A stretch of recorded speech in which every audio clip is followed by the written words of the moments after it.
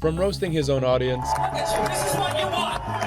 to shutting down condescending hosts. It's like, why am I listening to you like you've done something? Here are 7 times rude interviewers got destroyed by Bill Burr, starting with the infamous morning show interview. In 2015, Bill Burr appeared on Good Morning New York to promote his show F is for Family, where he encountered an unprepared host who had issues with jokes on the show. What followed was a masterclass in answering BS questions. The segment began with the host addressing the joke's offensiveness. So your Christian background is part of the show. Or at Yes, least and 2 I wanted episodes. to talk to you about Jesus after this. Well, the only reason why I bring it up is some people thought maybe you went a little too far. Burr, never one to let an opportunity slip by, immediately called them out. You know. As far as what? Well, they thought that maybe you were being disrespectful to the Christian religion. Who did?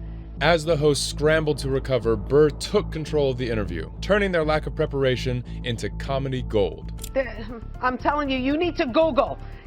Oh, good Lord. So did you feel that's you were probably being some- disrespectful, or just you were just having fun with some of the crucifixes and stuff like that? I don't even know what I mean, we did maybe 2 jokes about that? Yeah, exactly. Don't you think the Catholic Church went a little too far? One of the hosts attempted to steer the conversation, clearly trying to move away. Burr, however, wasn't about to let them off the hook. Listen, A couple of jokes. I know this is a morning show. You can't bring up all those crimes. You know what? Technically, Well, they just sort of kept moving them around. You know, like those killer whales at SeaWorld. After it kills a trainer, they'll then move it up to Seattle. They don't give them their background. all right, I'm not totally following.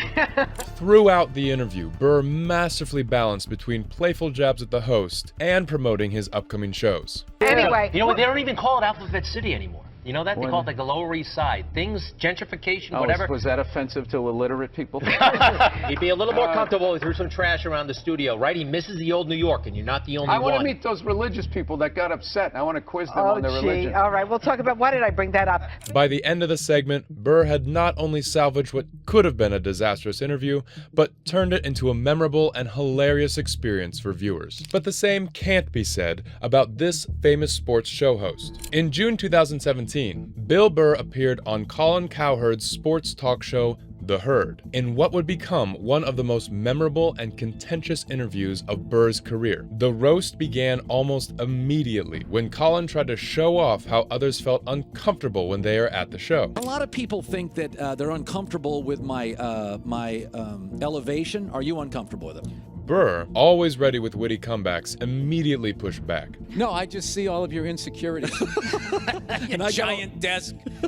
Why is it so big? Just a few seconds later, Colin tried to push Burr based on a presumptuous opinion on basketball. I heard you have a terrible theory, and I want you to say this. So your theory on Boston is, let's just wait till LeBron's old. You don't want to be aggressive and get players. But Burr was quick to fact-check the host on that matter, and how Colin threw Burr under the bus with his questioning. I didn't say that. What did you say? You got misinformation. What did you say? Well, why would you say I have a horrible theory without checking with me first? It's like you already threw me under the bus. Well, I get it. You got a big desk. Burr then went on to explain the situation and mentioned how Colin had some bad takes in the past. I'm saying is what everybody's doing. It's like the Tom Brady thing. With LeBron, you got to kind of wait till he gets old. I'm not saying that, like, you know, I love that we didn't make a move at the trade deadline. That was the smartest thing. All these guys, probably you too, before the Cavaliers series with Boston, were all saying they're a player away. They're a player away. And I was sitting there in my own little rabbit hole saying that we at least 1.5, 2 players away. That explanation wasn't enough for Colin. He tried to corner Burr, but that didn't really work out, as Burr effortlessly dismissed everything. See, that's like saying Gordon Ramsay, he makes such a great souffle, I'm just going to wait till he's in a car wreck. I'm not going to compete. No, it isn't, because chefs' bodies, if they break down, they can still scramble an egg. They can cook till like 70. Okay, Seinfeld's doing great stuff 10 years ago. I'll just wait till he's not funny. You compete. Once again, you're talking about sport. You're talking about the activities that you can keep doing. Burr, fed up with the continuous backlash and questioning, confronted Colin on the nature of the questioning and put an end to this tussle with his wit. So This is we're very like, you know, you wouldn't know that we like each other. Let's try to tone it down. No, I'm not. I'm just. No, What happened? You came right at me just saying my theory stunk. I'm just here to promote a cartoon. I'm a dancing monkey today. I'm trying to be a good guy. I want people to like me and watch the show here and you're coming at me. I don't know anything about hoop. I'm a 5'10" white guy. Throughout the increasingly heated exchange, Burr maintained his composure while systematically exposing the flaws in Collins' reasoning. Cowherd at least had the excuse of being a sports commentator. Our next example shows that even a rowdy crowd of Philadelphians was no match for Burr's quick wit. On August 10th, 2006, during the Opie and Anthony's Traveling Virus Comedy Tour, Burr faced a hostile crowd that had been booing all night. But instead of cowering, Burr decided to go nuclear. You one bridge having piece of city that no one gives a about.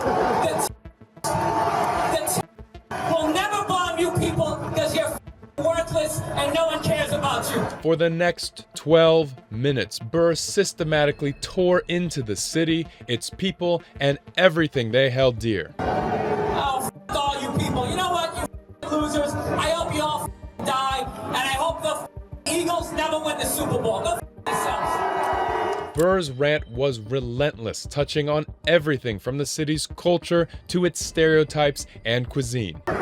Rocky is your hero. The whole pride of your city is built around a guy who doesn't even exist. You got Joe Frazier is from there, but he's black, so you can't deal with him.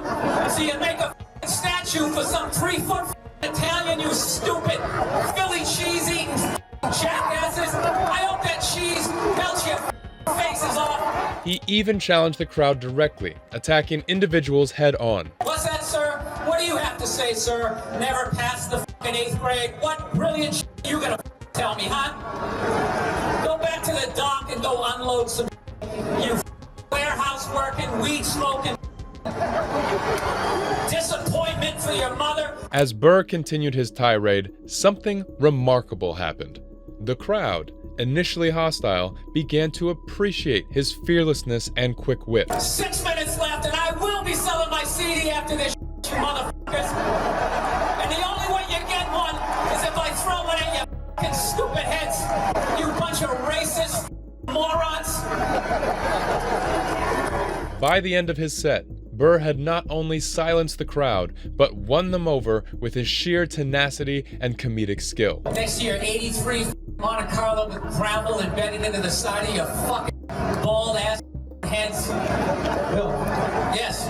Burr later reflected on the incident, saying, So really them booing to the level that they did was my fault. Like I wasn't a professional. What I should have done was I should have kept my head in the game to survive it. This incident not only became a part of comedy lore, but also demonstrated Burr's ability to handle and overcome extreme audience hostility. But while the Philadelphia crowd got a taste of Burr's wrath, even familiar faces like Bill Maher weren't safe from his sharp comebacks. Bill Burr's recent appearance on Bill Maher's podcast Club Random provided an intense exchange on the topic of college protests related to Palestine. The discussion began when Maher brought up the controversial nature of these protests. I hate Harvard. Are you kidding? Have you heard what's going on college campuses these days? I don't watch the news. You don't realize that college campuses erupted with the kids demonstrating for Hamas? Burr, known for his ability to tackle tough subjects with directness, gave his take on the issue. They were for the Palestinians. Well, it's sort of the same cause. Why, are you? I'm on the side of the kids. Maher pushed back on Burr's response, suggesting that Burr's stance is easy and impractical. Yeah, that's easy to say. You know, no one wants to see kids dead. This is a war. That was very brave of you to say that. This is a war. No, I'm the one who's actually brave on this. Pat yourself on the back. It's easy to say I'm for the kids. Who's not for the kids? Maher, too confident with himself, went further in supporting Israel's position. Even in this situation when Maher was trying to control the argument, Burr continued with his sarcasm and subtle roasts. Israel got attacked. I'm not saying that they didn't have a right to go back. I'm just sitting there going like, how do I look at what... We're the only country in the world that they get attacked, and then as soon as they counterattack, it's like, well, we got to stop this now. Don't attack them. There's a very simple solution to all this problem in the Middle East. Stop attacking Israel. Hey, you Stop just solved attacking it. Israel. You just I did. solved it. I actually There you did. go. That's fantastic. Burr tried to go easy and responded with humor, but Maher didn't respond in kind. Like, you just solved the Middle East on a podcast. Why can't they solve what they're doing on a podcast? This is why this is not your thing. Make This is some this is hard-nosed mine. decisions. This is the point where Burr went all out and pretty much left Mayer speechless, putting an end to this short debate. That is my It thing. isn't your This thing. is not It your isn't. thing. You're like that guy Plain that that- has a fantasy football team and thinks he's a no, GM. No. No. That's exactly what it is. Like, why am I listening to you like you've done something? What have you done in Washington? Nothing. Burr stood firm, advocating for the importance of understanding and addressing the root causes of protests, while Mayer questioned the current culture of outrage. And this is exactly why most of the viewers favored Burr. Mayer at least tried to engage in a discussion. Our next host thought that simply holding a microphone qualified as interviewing. In 2017, Burr appeared on a popular radio show called SSS TV, Southside Steve TV, where the host was trying to be too effortless with his interview. Right from the start, it was apparent that Bill was not impressed with the interviewer. The interview started with the host just putting the mic in front of Bill without any questions. Hey, this is Southside Steve, and this is Southside Steve TV, and this is Bill Burr. That's your question?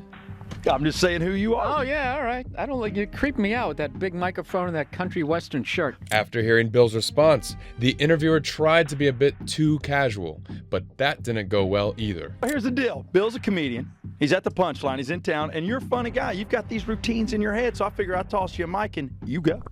And I'm going to do stand-up in front of 9 people in a radio station? No, I'm not doing that. Well, you're taking the fun out of Southside Steve TV. How about I give you $5 and I want to watch you line dance and I'm a racist cowboy. At one point, the other host of the show interrupted the interview to explain the situation, hoping to navigate the situation better. I was trying to explain to Bill how you put the mic, warn him that you're going to put the mic in his face without asking him a question. Be prepared for that. Apparently, he didn't take me seriously. I'd also like to point out that I hope you enjoyed the technique where Steve, you begin talking, Steve takes the microphone away from you. It's a counterpoint to that first move. Yeah. The host even tried to regain control, making the situation even more awkward. But do you like my mic? No, I don't. I don't, please. Is that comfortable? Is this uncomfortable? No, don't, man. Honestly. But Bill continued to push back, snatched the mic, and said, You're what is this? Rock 100.5. This is the worst interview I've ever done. Bill did not stop there. He just went on to roast the interviewer. You know what he looks like? He looks like the first guy who gets his ass kicked in a Steven Seagal movie. No! The background guy behind the big kingpin. Why don't you handle this? Throughout the interview, even when he was asked whether he was a racist. Come on, let's share it. Okay. Are you a racist? No, I'm not a racist. Because earlier we had some racist humor on the show. I just want to know, do you like black people? Yes, I do. Well, I mean, what? Just overall? Those of color. Anyone other than white people. I like anybody who's not an asshole. By the end of the segment, Burr had not only defended himself, but also delivered the jokes that interviewers were looking for. I feel the same way about that whole support the troops. Just all of them? Like there's not one asshole in the Air Force? Just this whole paranoia, I support all of them. I don't. The radio host learned the hard way not to underestimate Burr. Even his longtime friend Joe Rogan would find himself on the receiving end of Burr's uncompromising honesty. While Joe Rogan is a longtime friend of Burr's, even he isn't immune to Burr's sharp rebuttals. During a 2020 appearance on the Joe Rogan Experience, Burr showcased his ability to disagree strongly with a friend while maintaining respect and humor. The conversation turned contentious when Rogan brought up the topic of mask wearing during the pandemic. Want people to walk down the street with a mask on? Let's not start this, Joe. Do you, though? Let's not start this. Burr, not one to let questionable claims slide, immediately pushed back. I'm not going to sit here with no medical degree, listening to you with no medical degree, with an American flag behind you, smoking a cigar, acting like we know what's up, better than the CDC. What followed was a heated but friendly debate with Burr using his signature mix of humor and common sense to challenge Rogan's views. But even they say you shouldn't wear a mask unless you're treating a coronavirus patient. The World Health Organization. Yeah, but they didn't say that literally initially. They didn't say it initially. No, they didn't. They did, and then it gradually, and then wait, and then everybody wore the fucking masks. This is like rollerblading. Everybody fucking rollerbladed, and then there was that one fucking homophobic joke, and then everybody acted like they never did it. At one point, Rogan even started judging people who wear masks. I just love how wearing a mask became like this, like soft thing that you were doing, like being courteous. Being courteous. What is this for? That was so You're wearing a stupid. mask. But Burr was not having any of that. Oh, God, you're so tough with your fucking open nose and throat. Gee, Joe, and your 5 o'clock shadow. This is a man right here. A man doesn't wear a mask. Throughout the exchange, Burr maintained his position while keeping the conversation from devolving into a real argument. Anything that seems like you're not taking chances, right? That's what I don't the have mask a problem with that unless you were already wearing the mask and then you're acting like you didn't. And all of a sudden, people watch your thing and then they all pile on, oh, look at this wearing the mask. It's like, you were fucking doing it 2 weeks ago. Well, I was scared out of my mind in the beginning. By the end of the segment, both comedians were laughing, demonstrating Burr's skills at navigating difficult conversations without burning bridges. I did. I had like psychosomatic Now issues who's the thinking Joe? about it. I Now got who's over it. I got over it. Guy had a panic attack sitting on 12 elk.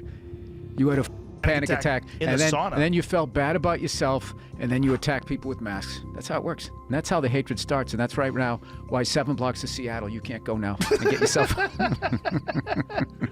This incident highlighted Burr's capacity to challenge even his friends' views when he disagrees, doing so with a mix of humor, respect, and unwavering conviction in his own beliefs. However, while Rogan and Burr's friendship survived their heated debate, the same couldn't be said for the ego of one female reporter. In what would become one of Bill Burr's most viral interview moments, a female reporter made the mistake of asking the loaded question, "Can women be funny?" Little did she know, she was about to get an answer that she'll remember for life. The interview started right off the bat with the question, to which Bill gave a quick answer. Can women be funny? Yeah, of course. But that short answer didn't seem enough for the interviewer, as she went further to emphasize the question. In return, she got another no BS answer. Some people have a hard time saying yes, though. There's a lot of angry young men on the internet that are like, women can't be funny. Will you guys just grow up and just sit down and write your own horse, come up with it? Start your own show, have your own award show. Bill didn't just stop there. He decided to dismantle it entirely. What followed was a perfect example of Burr's ability to blend social commentary with his signature wit. I'd start my own. You guys got to start your own. You got brains in there, right? Yes, absolutely. So write your own and quit your fucking whining. We're all eating a giant sandwich out here. Nobody cares. I don't care. The interviewer, clearly unprepared for Burr's passionate and articulate response, struggled to regain control of the conversation. Absolutely, but I'm an entrepreneur. I'm a white person. As the interviewer started fumbling her words, Burr doubled down. It makes no difference whether you got a all right? Just do what you want to do and hopefully people respond to it. But this fucking horse quotas and all of this crap just become undeniable. Throughout the exchange, Burr managed his composure while systematically dismantling the sexist undertones of the question. By the end of the segment, Burr had not only defended women in comedy, but also delivered a masterclass in handling loaded questions. Well, when was the last time you went on stage and you killed so hard the person after you bombed? If you're fucking doing that on a regular basis, people are gonna notice regardless of what you have between your legs. All right? This incident demonstrated Burr's ability to handle provocative questions with intelligence and wit, turning what could have been a gotcha moment into an opportunity. He showcased his quick thinking and progressive views on gender and comedy, which led to comments like this.